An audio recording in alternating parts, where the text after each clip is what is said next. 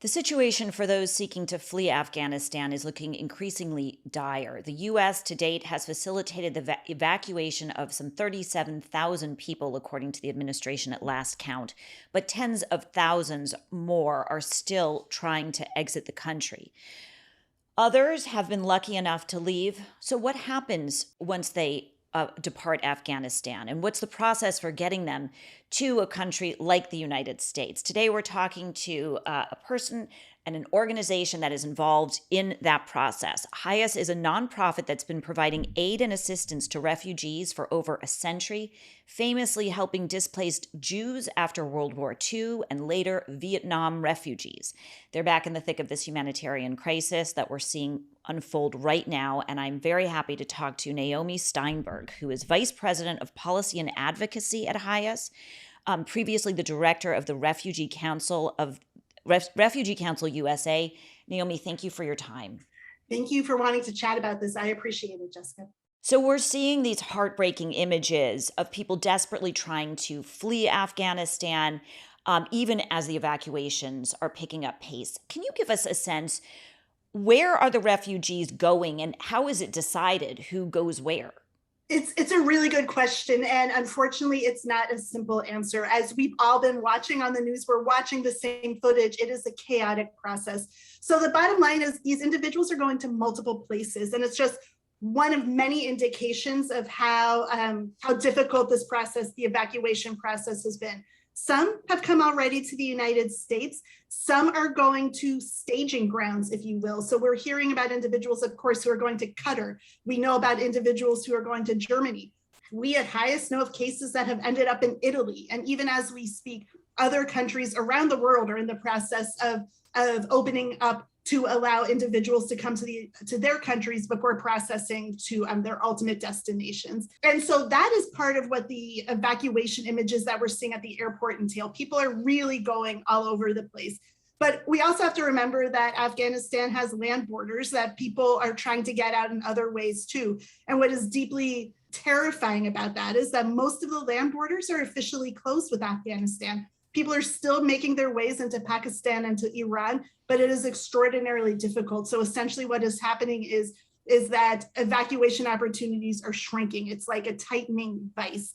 But that's all a long way of saying that people are getting out to wherever they can get to, and then starting the process of coming to the United States.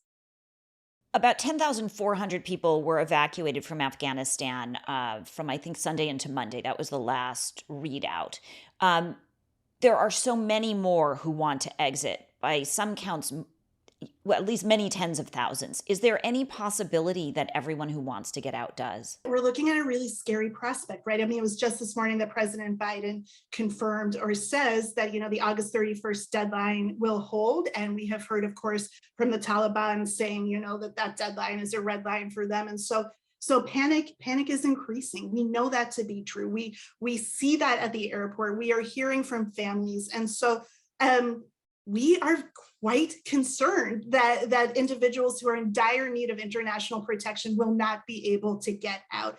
And so in spite of the fact that the president has said that August 31st is the ultimate deadline, we have to keep pushing for the evacuation of people whose lives are in grave threat now. And so does that deadline concern us? It does, because we want to make sure that as many people who are in need of refugee protection and international protection have access to it. But there's simply no guarantees, and things are changing not just by the day, but by the minute. And so it's a question without an answer, perhaps, at this point. But we are going to keep pushing to make sure that as many people who are in need of international protection get it. There is a special visa designation for Afghans who've helped the U.S. over the last 20 years, the Special Immigrant Visa, or SIV program. Can you tell us who is eligible for this program and any idea how many are getting it? Yeah, and so the SIV program has been in existence for many years. As you said, it stands for Special Immigrant Visa, and this is for Afghan nationals who were employed in Afghanistan by or on behalf of the United States or the International Security Assistance Force. And, we hear a lot of cases about interpreters and translators, but there were others doing other responsibilities as well. as well. They must have been employed for at least 1 year, and they have to be facing an ongoing threat because of their employment.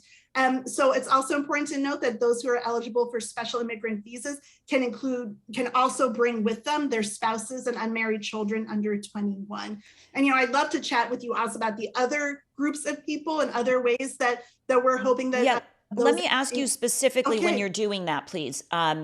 What about the women activists and Yeah. journalists? Do they Yeah. qualify for this SIV? And if not, No. how could they be gotten out? And who are some of Yeah. the other groups in need? You asked the question that is really the thrust of a lot of the work that HIAS and other of our partner agencies are doing. Several weeks ago, the Biden administration, we really welcomed this announcement. They announced what is called P2 Group Designation, which is a fancy jargony way of saying it is a group designation for refugee admission to the United States. It doesn't guarantee admission, not anywhere close, but it gets you access to the program. And this is an employment-based, this iteration of the P2 is an employment-based opportunity. So it's also for people who were affiliated with US government departments and agencies, US-based NGOs, US-based media, and operations in Afghanistan. And these are for individuals that don't meet the very strict criteria of the for the SIV process, but are at great risk as well because of their affiliation with the US mission or with NATO forces.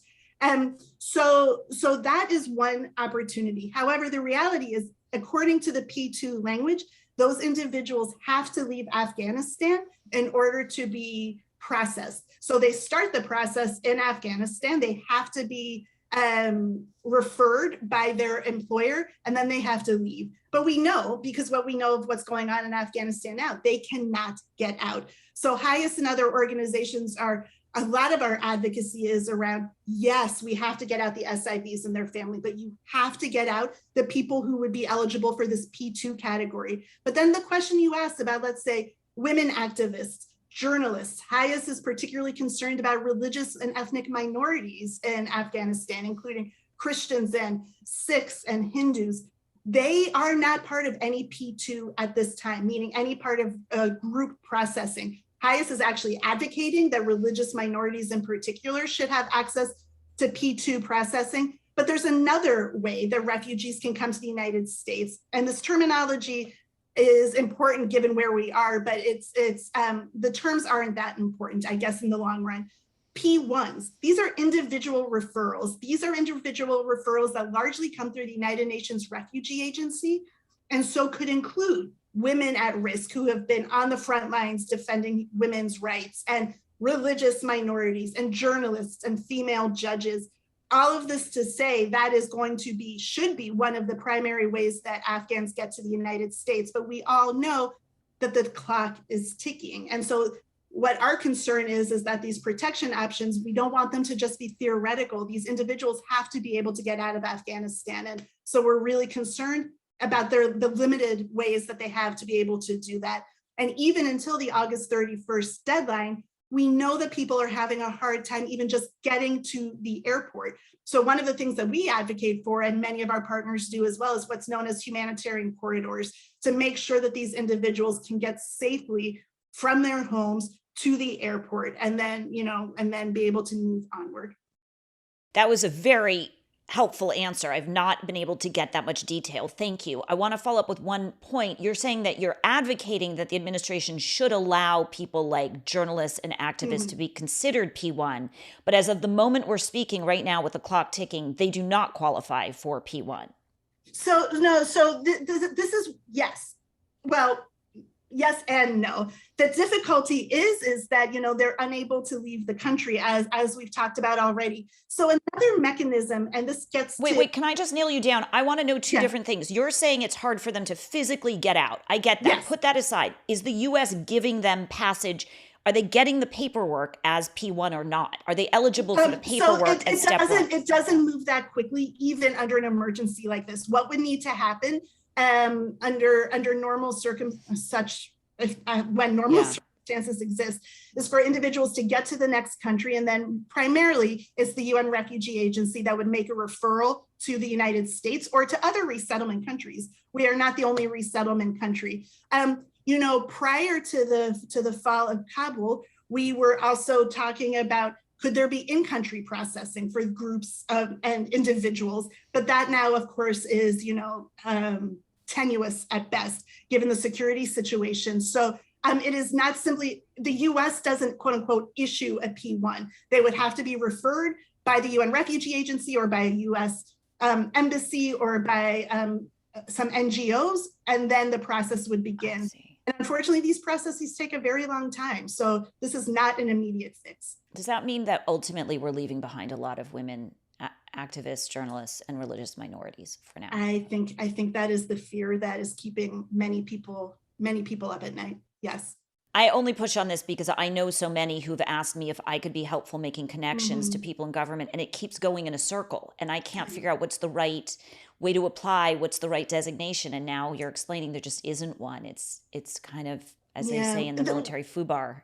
Yeah, one of the things I would be remiss if I didn't mention is there is another possibility, which is really meant for emergency situations like this, but it's fraught with complications. And that is the idea of humanitarian parole, which usually is an individual application process when an individual is in significant danger and does not have the time, does not have the luxury of waiting for the very bureaucratic US refugee resettlement program to kick into gear. It allows them to enter the United States. But the challenges are, when they enter the United States, they are eligible to work, but they don't have an official legal status. They're not on a path for a green card and ultimately a path for citizenship. Adjusting status becomes a priority. And so it has its complications. But what we in the advocacy community are also asking for is that now essentially that Afghans, in order to expedite this process, and everybody should be able to come in as quickly as possible with humanitarian parole. This has been done before in our history. We've done this with Vietnamese. We have done this with Kurds from northern Iraq. We've done this with Kosovars fleeing from Serbia. And then they go through the vetting process to the country to which they're first taken, and then able to enter the United States. And let's turn to those who have been able to get out. Can you tell us a little bit about especially the refugees who head to the US? They're taken to staging areas, I think in Doha, Bahrain, maybe other places. Where are they going? What is the process for them once they reach there before they get to the US? Well, one of the frustrating things that we've been hearing, I think all of us have been hearing, this is not just information privy to refugee organizations, is that the infrastructure in Doha and in particular, but in other places as well, it was not ready for the numbers of people coming, so we're hearing stories, people sleeping on the ground, people arriving with literally no shoes, only the clothes on their back. And so, this is all being stood up in real time. But then ultimately after some of this process is mysterious to us as well, but ultimately then they are meant to come to the United States and then go to some of the staging grounds here, if you will. So there are several military bases that are gearing up, and some of them are already welcoming Afghans who are coming into the country. So we know this is happening at Fort Bliss in El Paso, a military base in Wisconsin, one in Virginia, and one perhaps in New Jersey as well. They then come to this country and then they go through initial processing on these military bases, and then they're able to leave those bases. So that doesn't mean that their process is done. For those coming in on humanitarian parole, as I just said, this is just the start of a long process. But the idea is that they shouldn't have to stay at these military bases for any longer than necessary. And I just want to say to the audience, because some people have asked me this question, they are going through security screening before they get on a plane to the US. Yeah, absolutely. And I think it's really important to note that just because, for example, I talked about the P2 category, these do not guarantee you admission to the United States. It gets you access to the program, at which point you have to go through an extraordinary vetting process. Under normal circumstances, and I don't know that this will be expedited in any way, it can take up for Afghan refugees now who, let's say, flee to Pakistan or are able to get to Turkey. it can take up to 2 years for that process to be complete. And that's because of the many, many security checks. And also for the special immigrant visa applicants, it is a 14-step process. Nobody is coming in that will not be vetted. And that vetting can take place on US territory. It can take place on military bases. It can take place in Guam. Frankly, it could take place in other countries as well. But so nobody is going to be able to get be resettled in this country or be able to, to adjust their status in any way without being screened. It will be a very process. There are a number of organizations tasked with helping to resettle refugees when they come to the U.S., and HIAS is one of them. Can you give us a sense of what your work looks like now? How many people are you helping or gearing up to help? Yeah, it's a really good question. So HIAS is one of the 9 national refugee resettlement agencies that partners with the Department of State. And we have a network of local organizations, many of which are Jewish family service organizations around the country. And they are the ones who do the important welcoming work. And they are the ones who meet people at the airports, who make sure that kids are in school, that people have places to stay, that they have culturally appropriate food. They help the adults get on the path to finding employment. They're really doing amazing work. And as I said, we're just one of 9 agencies that are doing this. And so across the country, our local networks are gearing up to welcome potentially thousands upon thousands of Afghans in the coming days and then in the coming weeks. What we are doing right now is helping to make sure that our network is prepared for that. But we've also sent staff to work to spend at least 2 weeks, each individual at least 2 weeks at these military bases to use their expertise to help with the initial processing of incoming Afghans. And we are also really calling upon our network, not just of local resettlement agencies, but our broad constituency. And for us, that happens to be the American Jewish community, but to do advocacy, to reach out to congressional offices and to make sure that all the pressure possible is going to the administration and saying, look, we cannot take our eyes off this ball. We need to make sure that extremely vulnerable Afghans have access to safety.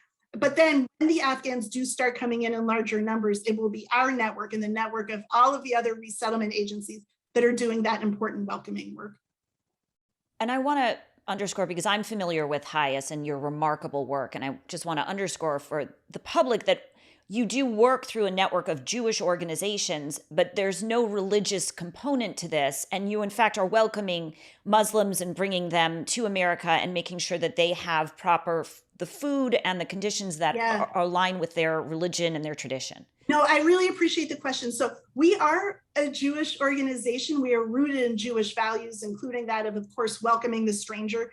And as you noted, our history, we started rescuing Jews way before World War II, actually. I mean, we were on Ellis Island and, we've helped generations of Jews, from those escaping pogroms and to World War II, to Iranians, to Cubans, the list goes on, and to those from the former Soviet Union. But for the last, several decades, we have been working with refugees of all faiths, of all nationalities from around the world. And that is what we do now. And, as we like to say, we used to help refugees because they were Jewish, and now we help refugees because we are Jewish. It is just part of our tradition. But yes, we work with refugees of all faiths, and that it is baked into what we do. Finally, a lot of people are watching what's happening in Afghanistan, feeling quite helpless. So can you tell those people who want to make a difference, what can they do to help, and what's the best way to be helpful right now? Sure. So a few things. One is, I'll do a little plug for HIAS. You should go to our website. We have a page that is dedicated just to that question with a list of ways that you can help, but I'll rattle through some of them now. As I said, I'm a little bit biased because I work on policy issues, advocate. I know that doesn't feel like a tangible thing to do, but I promise you it makes a difference. Also, there are volunteer opportunities, both now, immediately, and in the long term. I know that we all really want to help now, and we should not dissuade that. Reach out and find out if there are resettlement agencies in your local community. Doesn't have to be part of the HIAS network. And where you can find that out is you can go to the Refugee Council USA website. They have an interactive map, and you can see where there are local refugee resettlement organizations who are absolutely gearing up for a large number of refugees coming in. So you can offer your time, you can offer in-kind services, and also donations mean a lot to us always, but certainly now as we continue to do advocacy, as we prepare to welcome so many new arriving refugees. And so there are lots of ways to get involved. Just check out your resources in your local community, check out these websites, and I think you'll find plenty of opportunities. And just a final follow-up, when you say advocate, would you explain what people specifically could do? Sure. So for us, our top advocacy priorities right now, and also I should say on our website, we give instructions on how to do this. Reach out to your senators, reach out to your representative, and explain why you care about this issue, what it means to you to help to rescue Afghans. And that can be based on your family history. Perhaps you have a refugee family history. It could be because you are a veteran and you are deeply personally connected to what's going on in Afghanistan. Or it could be for any number of reasons, simply that you are as devastated as we are about this humanitarian disaster that's unfolding. And then you can reach out to your electeds and simply say, this is what I want. I want the United States to commit to rescuing as many at-risk Afghans as is possible. That includes those who were affiliated with the US mission, with international forces. This includes those who are at risk because of who they are, because they are women who are human rights activists, because they're religious minorities who have been hanging on by a thread and now are in grave risk. Explain that why that means something to you and why you want the United States to rescue these people. It doesn't need to be more complicated than that. Naomi, thank you for your work and for the passion you bring to this issue. Thank you. Hi, I'm Jessica Yellin. If you like this video, please click subscribe, and you can click the bell to get notifications when we post new content. Thanks for watching.